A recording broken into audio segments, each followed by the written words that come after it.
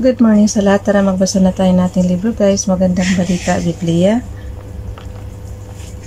Today is 2 February 2024. Nandito na tayo sa aklat ng Job chapter 34.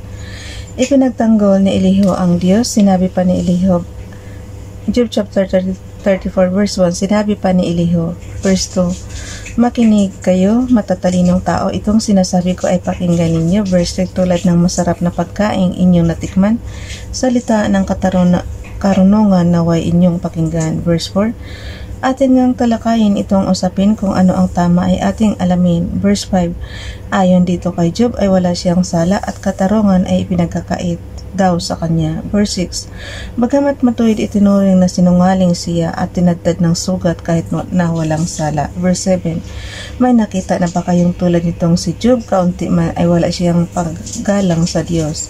Verse 8, panay na masama ang kanyang kasamahan, nakikisama siya sa mga makasalanan. Verse 9, sinabi niya na walang mabuting idudulot ang paglakad at pagsunod na nais ng Diyos.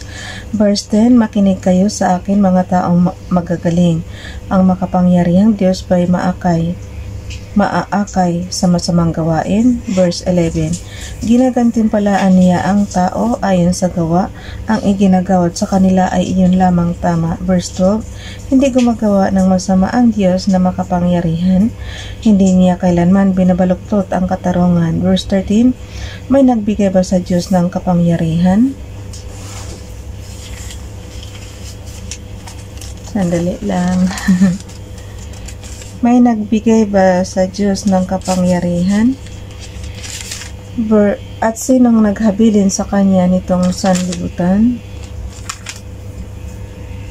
Verse 14 to 15, kapag binawi ng Diyos ang hininga ng tao, sila'y mamamatay at sa alubok ang kanilang tungo.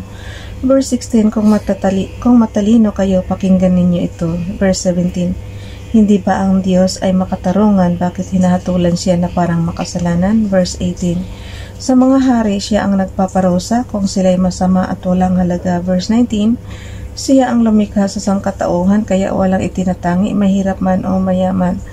Verse 20, sa isang kisap mata ang tao ay mamamatay. Ang hampasin ng Diyos bigla na lamang papanaw kahit siya malakas o makapangyarihan. Verse 21, bawat kilos ng tao'y tinitingnan niya, ang bawat hakbang nito'y dilingid sa kanya. Verse 22, walang sapat na kadiliman ang mapagtataguan ng mga makasalanan.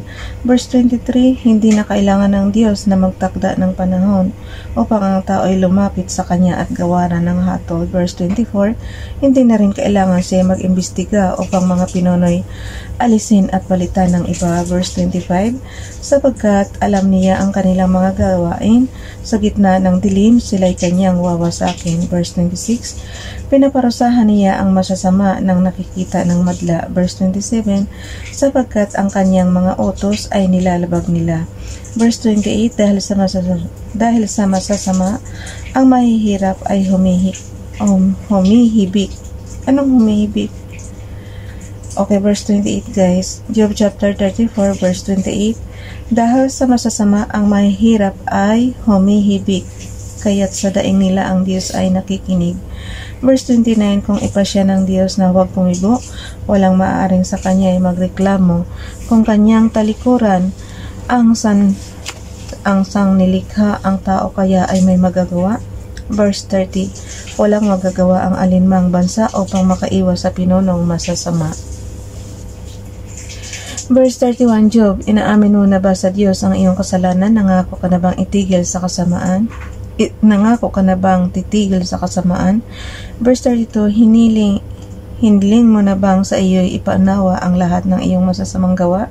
Nangako ka na bang titigil na nga sa gawang di tama? Verse 33, sapagkat sa Diyos ikaw ay lumalaban, ibibigay kaya niya ang iyong kailangan, ikaw ang magsabi ng iyong kapasyahan, sabihin mong lahat ang iyong nalalaman. Verse 34, ang taong mayroong taglay na talino na makarinig Sa akin magsasabi ng ganito, verse 35, ang salita ni Job ay bunga ng kamangmangan at lahat ng sinasabi niya ay walang kabuluhan. Verse 36, isipin ninyong mabuti ang mga sinasabi niya, ang mga sagot niya ay sagot ng taong masasama. Verse 37, dinaragdagan pa niya ang paghihimagsik.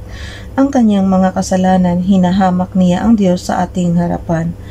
Job chapter 35 verse 1, nagpatuloy pa si Elihu, verse 2, ikaw Job ay walang sa katwiran, di mo masasabing sa harap ng Diyos, ikay walang kasalanan. Verse 3, sa iyong sinasabi, ang mapapala ko'y ano? Hindi kaya mabuti pang nagkasala na nga ako. Verse 4, ikay aking sasagutin, sa sinabi mong ito, sasagutin kita pati ang mga kaibigan mo. Verse 5, tumingala ka sa langit at igala ang paningin. Masdan mo ang mataas na ulap sa papawirin. Verse 6, sandali na lang to. Verse 6, di napipinsala ang Diyos sa mga kasalanan mo, walang magagawa sa Kanya gaano man karami ito. Verse 7, wala kang naitulong sa Kanya sa iyong pagiging matuwid, wala kang naibigay kahit bagay na maliit.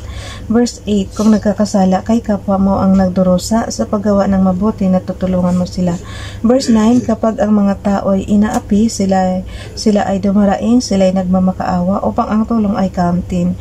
Verse 10, ngunit hindi naman sila lumalapit sa Diyos na nagbibigay ng pag-asa, kung dinaranas ay lungkot. Verse 11, ayaw nilang lumapit sa Diyos na nagbibigay sa atin ng karunungan higit sa taglay ng mga hayop o ibon sa kalawakan. Verse 12, humihibik sila sa Diyos ngunit hindi pinapakinggan. Baka humihikbi ito, humihibik sila sa Diyos ngunit hindi pinapakinggan, pagkat sila'y mga palalo at puno ng kasamaan. Verse 13, huwag sabihing ang makapangyarihang Diyos ay di nakikinig na di niya pinapansin ang kanilang sinapit. Verse 14, ikaw na rin ang nagsabing ang Diyos ay hindi mo nakikita, maghintay ka na lamang sapagkat ang kalagayan mo ay alam niya.